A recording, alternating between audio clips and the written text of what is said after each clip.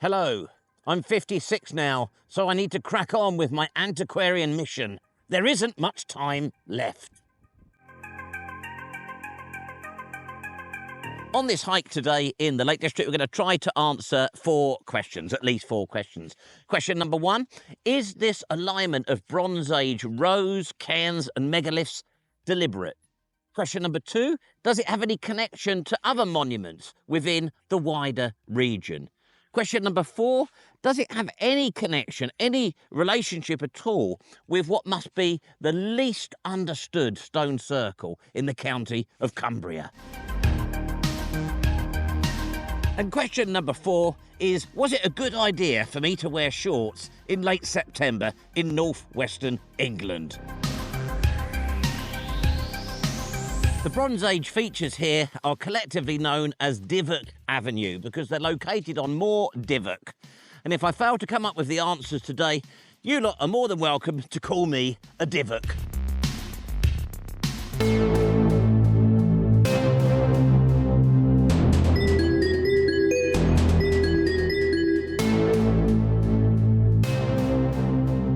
I'm following in the tracks of an old school antiquarian who was here in about 1886 called Waistell Taylor. Now, I've got to concede that's a much better antiquarian name than Darren, but at least I didn't bring a shovel with me. And here's our first feature. Can you notice this low bank down here? So this stone, which is known as the Cop stone, sits in the southeastern corner. And don't worry about my rucksack, the sudden disappearance of. It's over there doing tripod duty.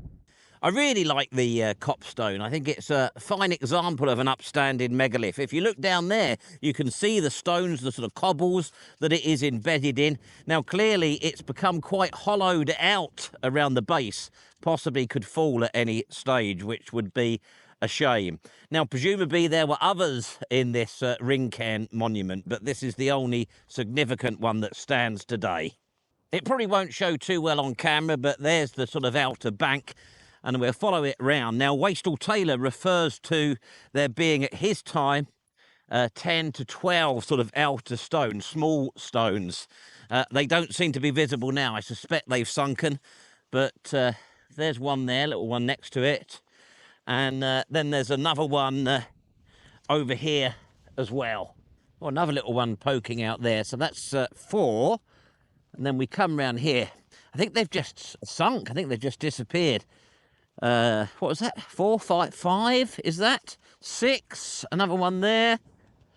And 7, 8. So I make that 8. That's not too bad, is it? Just filmed a silly sequence, a silly antiquarian sequence where I went and counted and got up to 13. But those stones are over there and they're outside of the... I've worked out now, this is the bank. This is the edge of the ring cairn.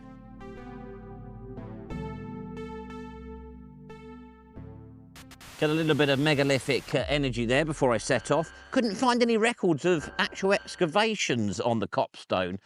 Does look a bit churned up in the middle. I suspect that some Victorians were here. So most will have it that this is the start of Divock Avenue. Going to head off up that way. I'm going to focus on the main sort of monuments today. There are stone rows, but I think they're pretty much lost in the undergrowth at this time of year. But let's get cracking.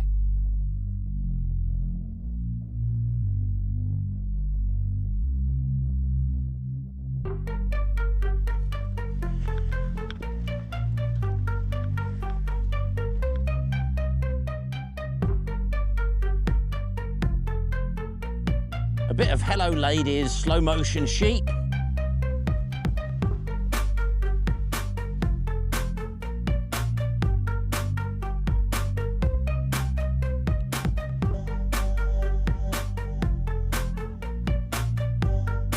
Oh, how exciting. Can you see that over there? And something over there.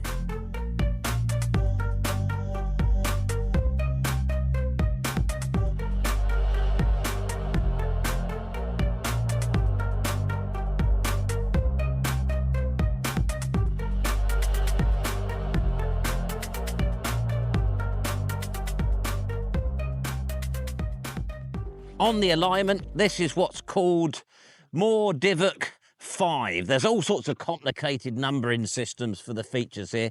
This is absolutely in line with the copstone, and it's absolutely in line with the next thing we're going to see. Fairly recent split in that one. Waistell has it as a cromlech, a circle. Historic England say it's part of a stone row, a sort of stone linear monument lining up with the next thing we're going to see there. I don't know, I'm not too sure. The key thing for me in our quest is the alignment is fantastic.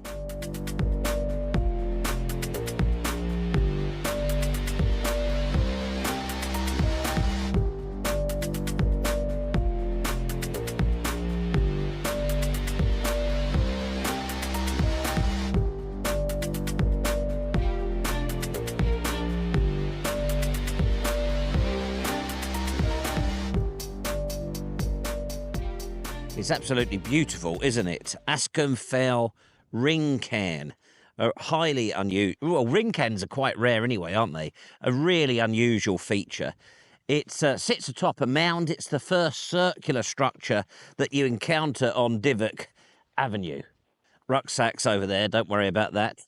It's sort of rectangular, the sort of inner bit, and then it sat on top of a bank of cobbles, a bank of stones. And Waistell Taylor and a couple of cannons got busy here, and they dug. You can see where they were busy with their shovels. And this is where we get a Bronze Age date. They found an urn in here. As well as the urn, they went down through layers of sand and found multiple burials, which is what we'd sort of expect to see here, isn't it? Let's do the alignment check. So zooming in, halving my pixels from Ascomfell, and I don't know if you'll be able to see it. Perhaps I'll put an arrow as usual, but there's Moor Divock 5. It's in line.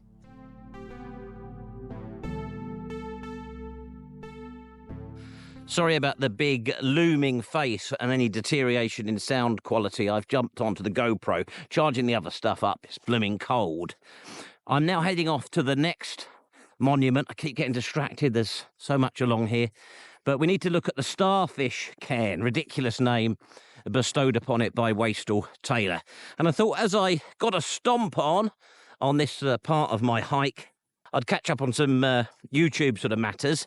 Just like to thank everybody that's joined us on the new Facebook page.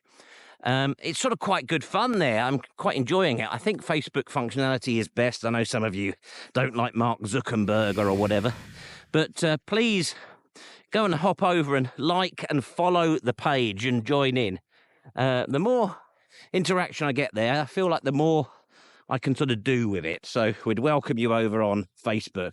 After all, the demographic of this channel matches the demographic of Facebook, doesn't it? Fogey book. Okay, filming out of sequence again. I've actually done this. I've finished the video in my head, but on the way back, I've wandered off the track where I said I could see things to have a look. So up there, on the crest of the hill there, is the end of the avenue. Stay tuned, we'll get to that. But from this point here, there's a beautiful stone row, loads of stones, nicely lined up. And then I'll just show you what's at the end of those. And then perfectly aligned with those, we've got this beautiful round barrow there. This is getting confusing, I know. Before the stone rows and that lovely round barrow, we've got this. What a beauty. Beautiful.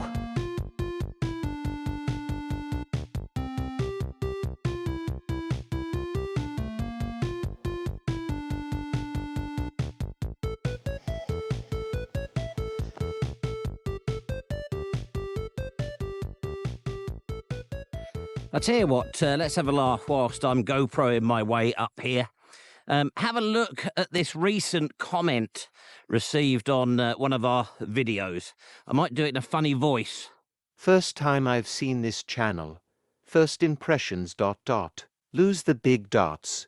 It looks terribly dated. Why have an intro anyway? Lose that god-awful, discordant 1970s experimental music. Not pleasant at all. Lose the bloke and hat and try not to. Use that nasally comedy voice. Maybe just use a family member for a voiceover. They're the bits that would cause me to stop watching more than once. Anyhow, I've made it to the top of Divock Avenue, and I'm now at the Starfish Can, absurd name, more properly really known as White Rays. And it is significantly larger than the other cairns along the avenue. It is Bronze Age, we know that from excavations. And back in the Victorian era, they found is it a kist or a cist? I never know which. I'm going to call it a kist because cist sounds a bit repulsive, doesn't it? They found a kist, not quite at the centre of the cairn. It's a multi-burial cairn. And as you can see, they heaved the capstone off to reveal a male crouched, knees folded up under his chin in that tiny space. I'm sort of half tempted to do some citizen science and see if I can get in there in that sort of position, but I did that once before with a grave many years ago, or was witness to that happening, and it didn't end well. It really is a fabulous thing. I think it's the best preserved kist in the whole of Cumbria. The mound, Round Barrow Mound, is certainly the largest on Moor Divock. It's a shame that the Victorian antiquarians were Divocks, really, and smashed it up in that way, but at least there's something to see. I will try and check the alignment in a moment, although I might need to do that in the studio. I think given the size of this cairn at the top of the avenue and the multiple burials, does seem to suggest that we're progressing, funerary progression up this avenue. There's burials all along it. But the most important people, the most important Bronze Age people hereabouts, presumably are buried in here. I'm not a religious man, I'm an atheist. But it's quite disturbing me, the fact they cracked open this guy's kist in this way. Seems like an awful thing. There's no way I'd fit in that. Way too big.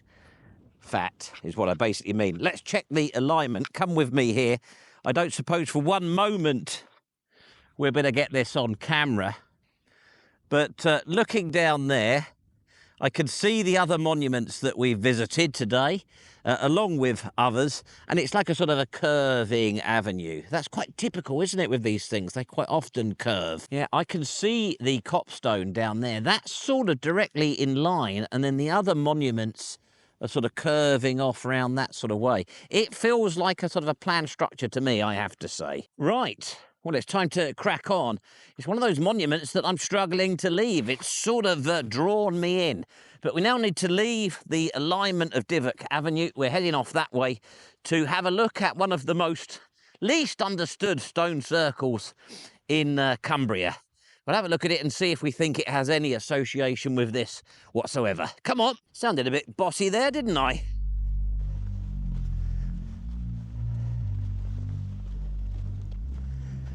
Now, what was the other question that we asked? Oh, yes, it was, is there any association between Divock Avenue and other monuments in the area? I guess the two contenders, really, are Castle Rig and Shap Avenue, both of which we've been to before. I won't ask if you remember, because you always say no.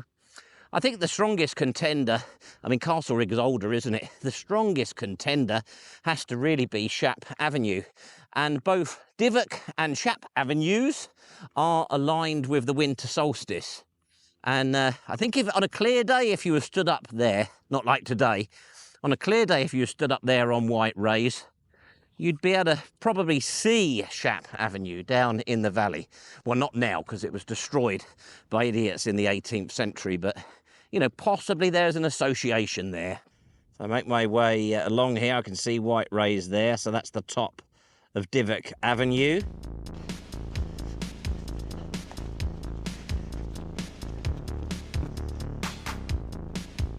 Interestingly, as we come along here, there are stones large and small all the way along this track as we approach the Cockpit.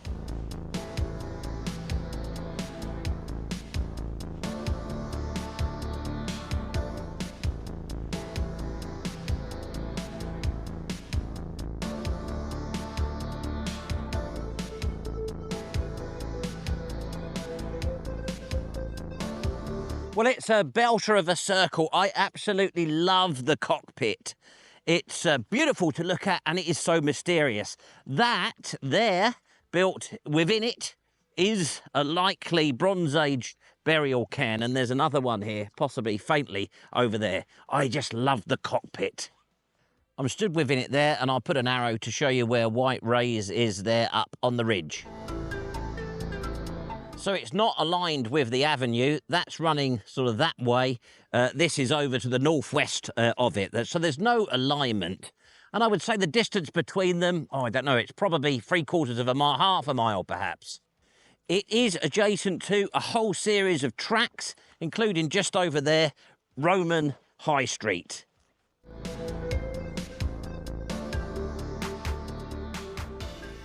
Well, I'm doing okay with the shorts despite the awful weather, so when I have to face up to the reality of getting another job, perhaps I can be a postman.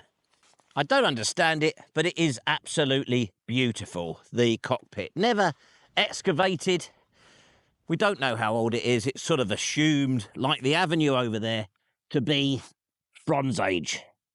Anyhow, it's time for me to have a little bit of a break before it rains. These walk-in videos really have become pathetic. When I started the channel, I wanted to do videos, and I did for a good while, for serious rambling hikers and scramblers. But you have to understand your niche, and my niche is history. So for the channel nowadays, the walk-in videos are just about history. Pathetic because probably, whilst I've been out for about 5 hours, I've probably covered about 3 miles, 2.5 miles. Anyhow, cheers. The truth is they haven't excavated the cockpit. They don't know. The style of it is sort of wrong. I've just spilt some of my non-alcohol beer, by the way, there today, being really good. It's a sort of assumed to be Bronze Age, but, you know, the style of it is very different to others in the region. It could well be older. Maybe it's Neolithic. Anyhow, it's time for me to get mucky with a wrap that's got sweet chilli in it. I may as well have not bothered with that non-alcoholic beer in my latest pathetic attempt to get fit and well. I've spilt most of it, so if I'd have brought real beer, I wouldn't have had any to drink. I mean, if we think about the relationship between the cockpit and Divock Avenue, obviously it's close. We saw some stones, didn't we, along the trackway connecting it. So maybe Divock Avenue sort of evolved there sort of after the cockpit, possibly. And then there's the whole question of the proximity to the Roman road. I want to have a chat about that as well. There's this whole debate nowadays about whether High Street is actually a Roman road. It seems like sacrilege, doesn't it, to say that, but it doesn't make sense as a Roman road. I'm sure they used it and they may have improved it, but I think it was probably here before that, along with a whole other network of roads crossing this landscape. So the cockpit, whether it's Bronze Age or even possibly late Neolithic, was built adjacent, I suspect, to well-established routeways.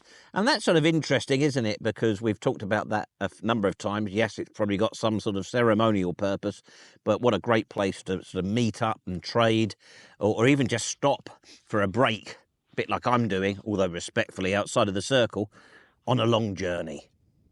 I'm surprised, actually, that Waistell Taylor and a couple of cannons didn't bring their shovels up here. He was certainly aware of it. I've probably used some sort of overlays for this video. Well, for my 2 penn'orth, I reckon that the builders of Divock Avenue were influenced by this place. Of course, I know that some of you will think that the answer to the cockpit is something completely different. An alien transmission point. Oh, it is. Whoa, well, that was a bit of a surprise. Anyhow, make sure you tune in next week for another video, like, subscribe, all that sort of stuff. I always get out of these things